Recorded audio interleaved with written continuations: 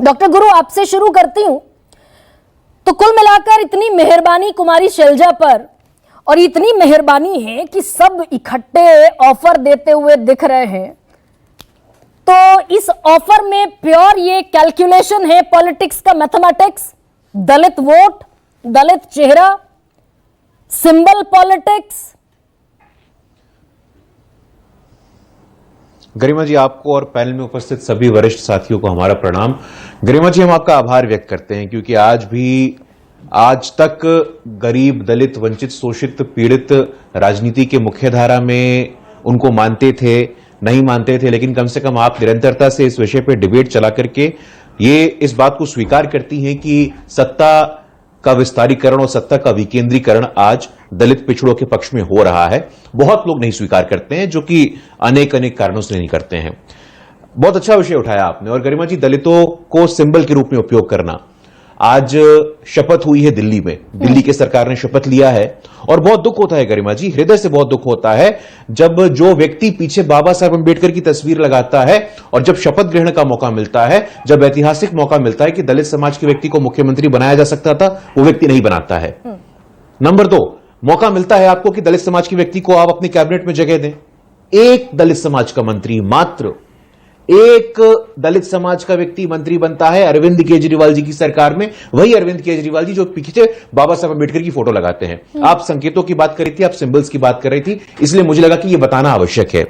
गरिमा जी, आपने चर्चा की और यहां मेरे पास एक पोस्टर है, हरियाणा का ही पोस्टर है। मैं हालांकि घोषणा पत्र का भी पोस्टर लेकर के आया था, लेकिन आपने दिखा दिया कि वहां पे शैलजा जी को आमंत्रण नहीं दिया गया था।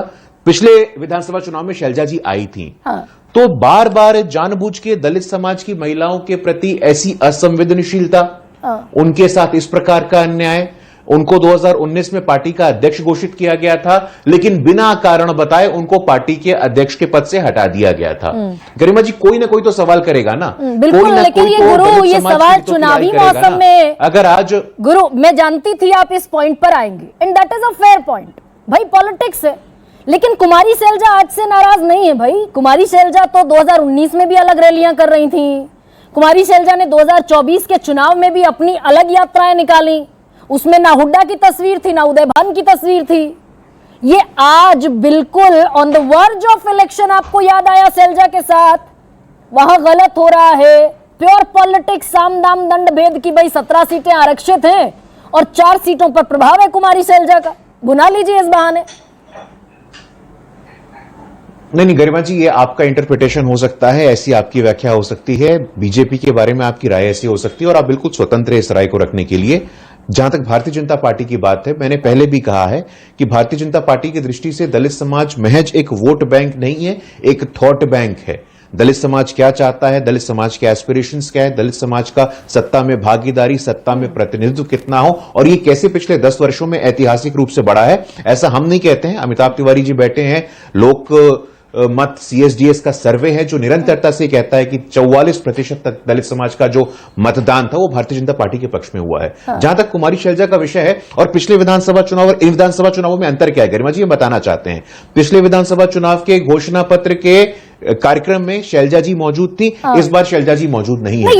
ये बड़ा प्रश्न खड़ा करता है। गुरु चल रही है ना, बड़े लंबे वक्त से चल रही है। मैंने जैसे जिक्र किया कि कुमारी शैलजा अभी नाराज नहीं है ना, वो तो लोकसभा चुनाव में भी नाराज थी आपको, लेकिन उनके प्रति अन्याय, गलत सोच दबा दिया गया कुमारी शैलजा को। ये अगर हरियाणा चुनाव के एन पहले दिखाई देगा तो सीधा सीधा संकेत ये जाएगा कि 10 साल के सरकार के बावजूद बीजेपी कॉन्फिडेंट नहीं है और कांग्रेस से आयात करना चाहती है चेहरे।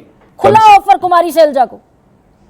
नहीं गरिमा जी, देखिए कम से कम आप मुझसे तो ये सवाल नहीं करिए, क्योंकि हमने आपके शो पे करीब 300-400 बार इस विषय पे डिस्कशन किया है और हमने आपको कई बार कहा है कि उत्तर प्रदेश में आजादी के बाद पहली बार 3 दलित समाज की महिलाओं को कैबिनेट मंत्री का दर्जा मिला। तो दलित महिलाओं का सम्मान भारतीय जनता पार्टी के लिए कितना है, आदिवासी समाज की महिला संविधान के सर्वोच्च स्थान पे कब पहुंचती है तो आप पहुंचिए। तो कम से कम आप मुझसे सवाल नहीं कर सकते। लेकिन गुरु प्रकाश जी अचानक से हरियाणा का चुनाव आया और आपको दलित महिला की याद आई। गुरु आप मानेंगे लेकिन कि इस सब के बावजूद 24 में बड़ा डेंट लगा, उत्तर प्रदेश में सीटें घटकर आपकी आधी रह गई, 17 में से 8। महाराष्ट्र में 41 पर खड़ा था एनडीए, सिमट कर रह गए 17 पर आप। पंजाब में खाता नहीं खुला, हरियाणा में 5 सीटें कहां चली गई, डब्बे में गोल हो गई। ये सारा दलित वोट बैंक बिगड़ा ना आपका, ये दलितों का सारा कैलकुलेशन बिगड़ गया। नहीं तो गरिमा जी, हम तो स्वीकार कर रहे हैं ना इस बात को। हम स्वीकार कर रहे हैं कि हमारे कुछ लोगों ने जो बयान दिया था वो बयान नहीं देना चाहिए था, पार्टी की ऐसी सोच नहीं है और उसका कोर्स करेक्शन हम करेंगे। हम तो कह रहे हैं इस बात को। लेकिन गरिमा जी, वहीं आप दूसरे पार्टियों की परफॉर्मेंस देखिए और हमारे पार्टी का परफॉर्मेंस देखिए। आप सरलता से कह देती है कि हम 240 पे आ गए हैं, लेकिन गरिमा जी तीसरी बार हम 240 पे आए हैं। तीसरी बार विश्व के सबसे बड़े लोकतंत्र में ऐतिहासिक रिमार्केबल मैंडेट किसी पार्टी को मिला है तो भारतीय जनता पार्टी को मिला है 40 वर्षों के बाद। और ग्लोबल पॉलिटिक्स में देखिएगा तो यह कमाल सिर्फ मार्gaरेट थाचर और टोनी ब्लेयर ने किया है। तो यह कहना कि तीसरी बार 240 पे हम आ गए हैं, जो लोग 99 ला करके खुश हैं वो 240 पे आक्षेप कर रहे हैं, 240 पे प्रश्न चिन्ह खड़ा कर रहे हैं। लेकिन गरिमा जी, यहां सवाल कुछ और है। सवाल एक बहुत बड़ा सवाल है जो आपने अपने प्रारंभिक प्रबोधन में भी आपने इंगित किया था उस तरफ कि निरंतरता से, संस्थागत रूप से आपने कहा जवाहरलाल नेहरू आरक्षण के विरोधी थे। आखिरकार शैलजा जी कोई प्रथम उदाहरण है क्या? बाबू जगजीवन राम जी को प्रधानमंत्री नहीं बनने दिया, पुस्तकों में लिखा गया है, मैंने कई बार आपको दिखाया है। इंदिरा गांधी जी ने कहा था कि बाबू जी नहीं बनने चाहिए, बन गए तो हटेंगे नहीं। हिस्ट्री के बाद तो उस हिस्ट्री के बाद बम्पर सपोर्ट मिला आपको दलितों का, 14 में मिला। और फिर आपने सोचा 19 के इलेक्शन से पहले कि भाई ये SC ST एक्ट पर सुप्रीम कोर्ट ने फैसला दे दिया, नुकसान होगा, दलित नेता आपके वोट मांगने नहीं जा पा रहे हैं, संविधान संशोधन ले आया, कर दिया संविधान संशोधन, तो 19 में भी सपोर्ट मिला, 24 में नकार दिया ना भारतीय जनता पार्टी को दलितों ने। ये तो सच है गुरु। नहीं, गरिमा जी, आप बहुत ही सीजन्ड जर्नलिस्ट हैं। इस प्रकार के निराधार बेबुनियाद हाइपोथेसिस मत बोलिए कि नकार दिया गया। कौन नकारा है भाई? इतने सबसे ज्यादा आरक्षित कोटे के सांसद भारतीय जनता पार्टी के हैं, सबसे ज्यादा आरक्षित कोटे के मंत्री भारतीय जनता पार्टी के हैं, 2 दलित समाज के उप मुख्यमंत्री प्रमुख प्रदेशों में, मध्य प्रदेश में जगदीश देवड़ा जी भारतीय जनता पार्टी के हैं, राजस्थान में हमारे भैरवा जी भारतीय जनता पार्टी के हैं। नकार दिया गरिमा जी, ऐसा कांग्रेस युक्त क्यों होने पर तुले आप? छोड़ दीजिए कुमारी शैलजा को। नहीं, 10 साल के अपने रिपोर्ट कार्ड पर चुनाव लड़िए। कम से कम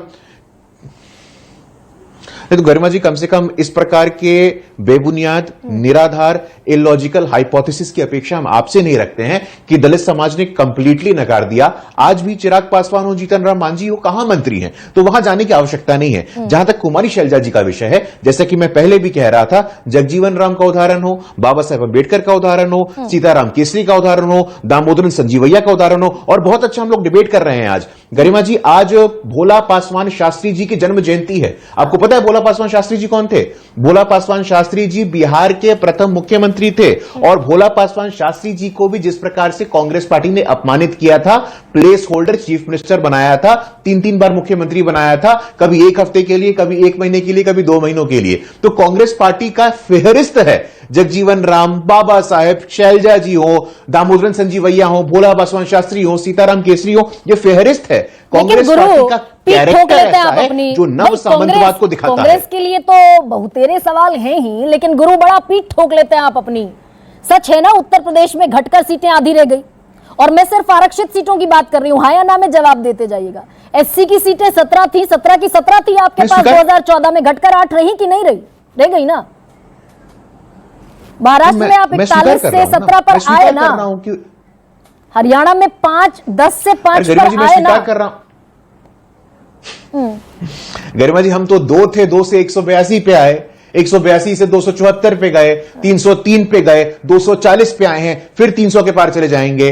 मुझे लगता है कि हमारे काम का मूल्यांकन, हमारे काम का विश्लेषण खास तौर पे आज वंचित वर्ग कर रहा है। और मैं पुनः आपका आभार प्रकट करता हूं कि कम से कम वंचित वर्ग की बातों को